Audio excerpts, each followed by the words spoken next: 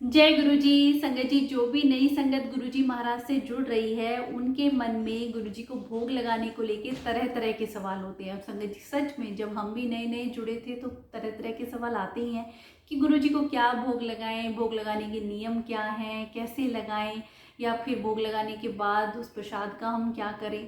संगत जी, सबसे पहले ये बात समझें कि गुरु जी ने कोई नियम नहीं बताया।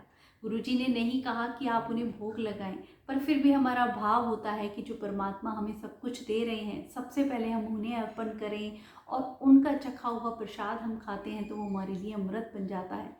संगत जी, कितनी ऐसी पुरानी संगत के मैंने सत्संग सुने हैं, कोई नहीं कहता कि हम भोग लगाते हैं, कहती कोई ऐसा नियम ही नहीं है, हम तो बस गुरु जी को भाव से खाते वक्त या खाना बनाते वक्त याद कर लेते हैं तो ही भोग लग जाता है। बिल्कुल सही संगत जी, भगवान केवल हमारे भाव के भूखे हैं और उन्हें कुछ नहीं है चाहिए। गुरुजी महाराज ने तो वैसे भी हमें हर प्रकार के नियमों, भ्रमों और उपायों से दूर किया है।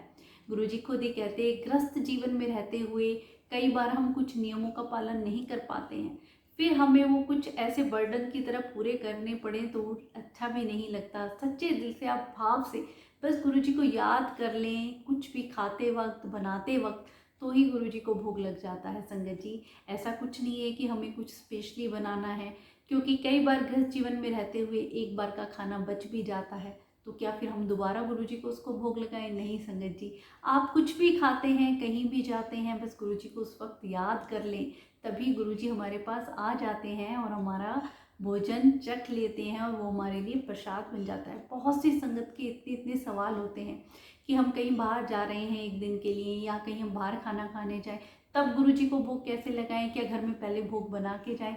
संगत जी, ऐसा कुछ नहीं है। आप जहाँ भी हों, कहीं भी हों, बस उस वक्त गुरुजी को याद कर लें, खाते वक्त, आओ गुरुजी भोग लगाओ, तो गुरुजी भोग स्वीकार करते हैं। भगवान तो हमारे भाव के भूखे होते हैं। संगत जी, आपने देखा होगा श्री राम जी कैसे सबूरी के वो झूठे बेरों को कैसे स्वीकार करते हैं और कितने चाव से खाते हैं।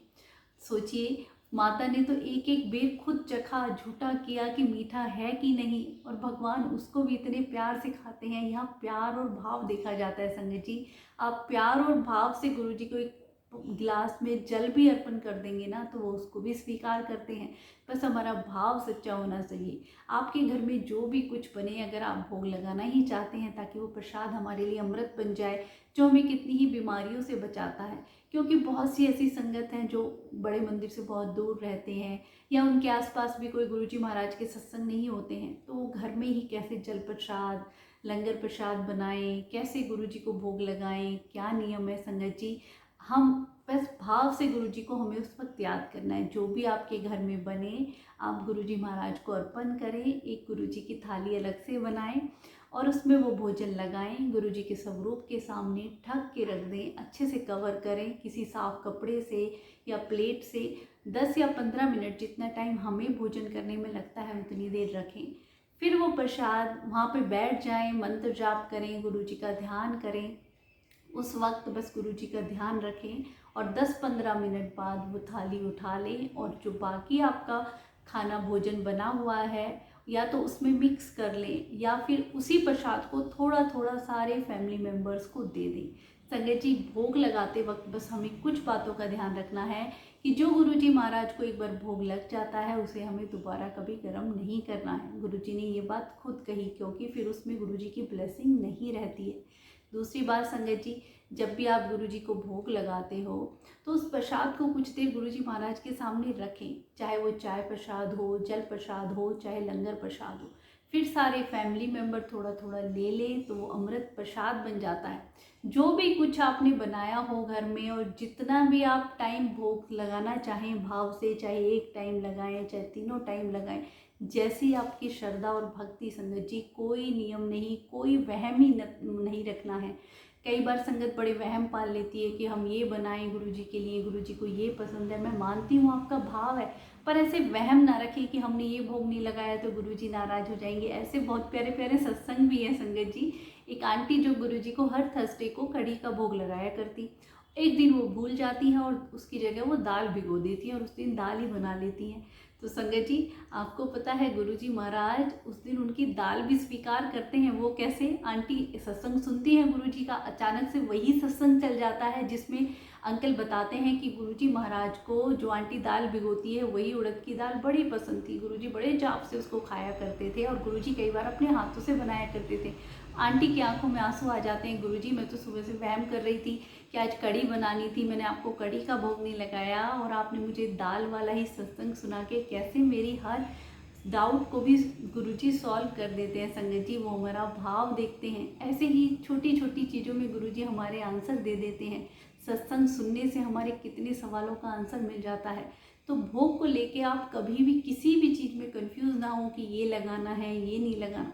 जो भी आपके घर में बने, जो भी आपका भाव हो, बस पहले अगर गुरुजी को अर्पण करते हैं फिर खुद खाते हैं तो वो प्रसाद हमारे लिए अमृत बन जाता है।